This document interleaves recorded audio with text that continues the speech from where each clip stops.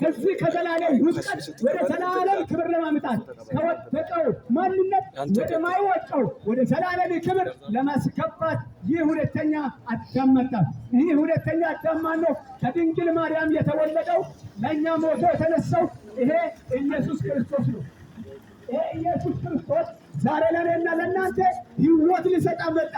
እውነትም ሕይወትም መንገድም እኔ ነኝ፣ ከኔ በቀር ወደ አብ የሚያመጣ የለም ማለት ወገኖቼ። እችን ሰፈር ለመምጣት ስንፈልግ ወደ መናሪያ ለመግባት ስንፈልግ በፈለግነው አቅጣጫ መተን መግባት እንችላለን። ነገር ግን የዘላለምን መንግስት የእግዚአብሔርን መንግስት የሰማይን ቤት ለመግባት ብቸኛው መንገድ አንዱ ኢየሱስ ክርስቶስ ብቻ ነው። ያለ ኢየሱስ ክርስቶስ የዘላለምን መንግስት መውረስ አይቻልም።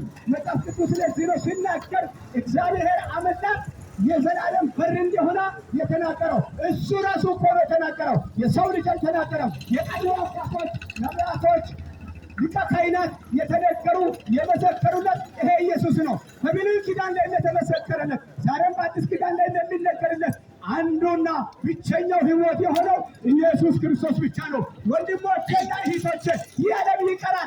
የማይቀር አንድ ዓለም አለ። በሚቀረው ዓለም በሚያልፈው ዓለም የማያልፈውን ኢየሱስን የማያልፈውን ሕይወት የሆነውን ኢየሱስን ያዙ።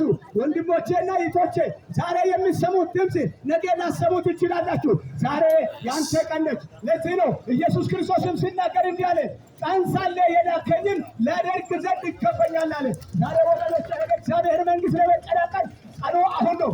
ለዚህም ነው መጽሐፍ ቅዱስ ሲናገር እንዲህ አለ፣ እንድንድንበት ዘንድ ከሰማይ በታች ለሰው ልጅ ሁሉ የተሰጠው ስም አንዱ ብቻ ኢየሱስ ክርስቶስ ነው። ወገኖቼ ነው ወደ ኢየሱስ ኑ እያለ እየጠራ ነው። በዚህ ሰላም በሌለው ዓለም ላይ ሰላም በሚሰጠው በኢየሱስ ላይ ኑ ይመኑ። ለዚህም ነው ኢየሱስ ክርስቶስም ሲናገር እንዲህ አለ፣ እኔ የሚሰጠውን ሰላም ዓለም አትሰጠም አለ።